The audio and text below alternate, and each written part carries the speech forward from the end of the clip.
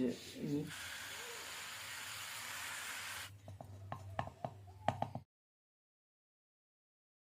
আসসালামু আলাইকুম all my lovely viewers, কেমন আছেন সবাই? আলহামদুলিল্লাহ, আমিও ভীষণ ভালো আছি। সবাইকে জানাই সুপ্রভাত। মাইস ক্রিয়েশনে আরও একটি নতুন ভিডিও নিয়ে আমি চলে এসেছি আপনাদের সামনে। এই দেখুন, সকালবেলায় কাদেরকে দেখিয়ে দিলাম, জোড়া শালিক।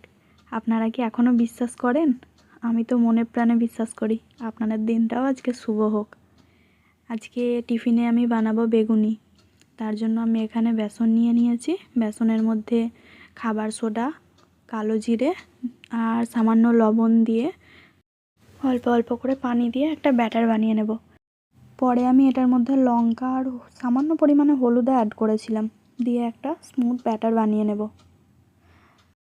জানি সকাল সকাল তেলে ভাজা খাওয়া একদমই উচিত নয় গো, কিন্তু মাঝে মাঝে খেলে কিছু হবে না। কিন্তু একটা কথা বলুন তো, দোকানের মতো কেন টেস্ট হয় না বাড়িতে বানালে পরে? দেখুন, এরকমই আমি একটা ব্যাটার বানিয়ে নিয়েছি। আর এদিকে আমি বেগুন আর আলু কেটে নিয়েছি। আজকে আমি বেগুনির সাথে সাথে আলু বড়াও বানাবো। তো আমি এখানে তার জন্য তেল গরম করে নিলাম। এরপরে আলুগুলোকে প্রথমে আমি আলু বড়া করে নেব। প্রথমে ব্যাটারে ডুবিয়ে তারপরে একে একে ভেজে নেব। আপনাদের কোনটা বেশি ভালো লাগে, আলু বড়া নাকি বেগুনি? বেগুন আবার অবশ্য সবার পছন্দ নয়, কারণ বেগুনি খেলে অনেকের তো আবার অ্যালার্জি হয়। আর আমি এদিকে আজকে মাছ রান্না করব, তার জন্য মাছগুলোকেও ভেজে নিচ্ছি। এদিকে দেখুন, এক ব্যাচ ভাজাও হয়ে গেল। আজকে আমাদের টিফিনে আছে মুড়ি আর এই তেলে ভাজা, আর তার সঙ্গে একটু শশাও কেটে নিয়েছিলাম। এরকম তেলে ভাজার সঙ্গে একটু শশা দিয়ে মুড়ি খেতেই বেশি ভালো লাগে, তাই আমি এখানে শশাও কেটে নিয়েছি। প্রতিদিনের মতো আজও আমি আপনাদের সঙ্গে একটা রেসিপি শেয়ার করব। চলুন দেখে নিই রেসিপিটা।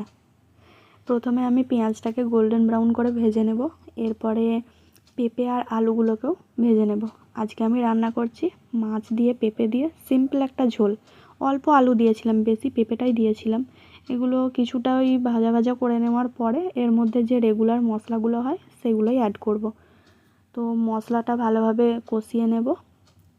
আর আমি এখানে আজকে কিন্তু আদা দিইনি গো, আজকে শুধুমাত্র দিয়েছি রসুন। রসুনটাকে থেতো করে এর মধ্যে দিয়ে ভালোভাবে কষিয়ে নেব।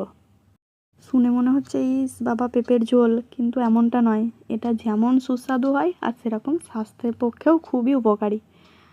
তো আমি এখানে কষিয়ে নিচ্ছি ভালোভাবে। আর আমি আজকে প্রেসার কুকারে ভাত রান্না করব, তার জন্য আমি এখানে চাল দিয়ে নিলাম। আর আমি যে মগটা ব্যবহার করি ওই মগের ওই 1.5 মগ মতো পানি দিয়েছিলাম, দিয়ে প্রেসারের ঢাকনা এটা 2টো সিটি দিয়ে নিয়েছিলাম। এটা তো সঙ্গে সঙ্গে খোলা যাবে না গো, ভাপেতেও অনেকটা সিদ্ধ হয়ে যাবে। দেখুন, মশলাটা এদিকেও ভালোভাবে কষানো হয়ে গেছে, আর মশলা থেকে কি সুন্দর তেল ছেড়েছে দেখুন। এটাকে আমি হাঁড়ির মধ্যে ঢেলে নেব, দিয়ে আমি এখানে আগে থেকে বেসনের বড়া তুলে রেখেছিলাম, এটাও দিয়ে দেব। আর আগে থেকে যে মাছগুলো ভেজে রেখেছিলাম সেগুলো এর মধ্যে দিয়ে ভালোভাবে ঝোল ফুটে আসা পর্যন্ত অপেক্ষা করব। আলু পেঁপে ভালোভাবে সিদ্ধ হয়ে গেলেই নামিয়ে নেব। দাঁড়ান আপনাদেরকে দেখাই ভাতটা কতটা পরিমাণে ঝরঝরে হয়েছে। দেখুন, দেখছেন একটাও কিন্তু গায়ে গায়ে লেগে নেই গো। দাঁড়ান আপনাদেরকে ভালোভাবে দেখিয়ে দিই।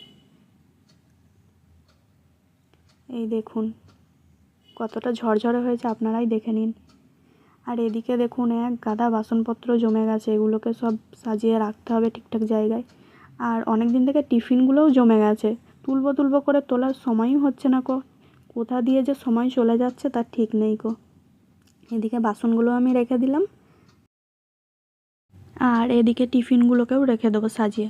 কিন্তু টিফিনগুলো তো আর এমনি রাখা যাবে না গো, এত ধুলো পড়ে আর মাকড়সা আরশোলা তো আছেই। এদের হাত থেকে বাঁচার জন্য একটা পলিথিনের মধ্যে ভরে এটাকে রেখে দেবো। এতে জিনিসটাও ভালো থাকবে আর চট করে বের করে ব্যবহারও করা যাবে। দেখুন, এটাকে আমি ঠিকঠাক জায়গা মতো রেখেও দিলাম। সারাদিন যে এত কাজ কোথা থেকে আসে আমি তো বুঝতেই পারি না গো। প্রত্যেক দিনই টুকটাক করে কাজ করা হয়, কিন্তু তারপরেও এত কাজ থেকে যায় পরের দিনের জন্য। এটাকে ভালোভাবে চাপা দিয়ে রেখে দেবো, নাহলে এত ধুলো উঠছে। এদিকে গ্যাসটাও আমি রান্নাবান্নার পর মুছে নিয়েছি, দিয়ে এটাকে একটা কাপড় চাপা দিয়ে রেখে দেবো। তাতে কি হয়, ধুলোবালিটা কম পড়ে। আর এদিকে সব ধোবার বেরিয়ে গেছে রান্নাবান্নার পরে। আর এখানে আমি নিচের ঘরটাও একটু মুছে নিচ্ছি, হাতটাকে।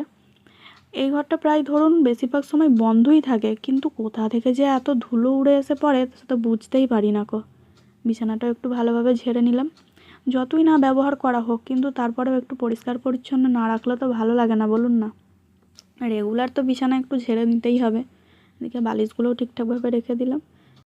এদিকে পানির বোতলগুলোও খালি হয়ে গেছে, চলুন চট করে পানিটা ভরে নিয়ে চলে আসি। আপনারা ঠিকঠাকভাবে পানি খাচ্ছেন তো? শীতকাল বলে যেন আবার গাফিলতি করবেন না কো। এখন মানুষের যা প্রবলেম হচ্ছে, ঠিকঠাকভাবে পানি খাবেন। দিনে অন্তত 2 থেকে 2.5 লিটার পানি তো অবশ্যই খাওয়া দরকার। আর যে জামা কাপড়গুলো ছিল সেগুলোও কিছু কেমন গুছিয়ে রাখছি, যেটা করে রাখবো সেটাই আর কি হালকা হয়ে থাকবে। চলুন আপনাদের একটা জিনিস দেখাই। এই দেখুন, কার্পেট, মেঝেতে যে কার্পেটগুলো বিছোই না সেগুলো কালকে আমাদের এখানে বিক্রি করতে এসেছিলো, আমার শাশুড়ি মা নিয়েছে।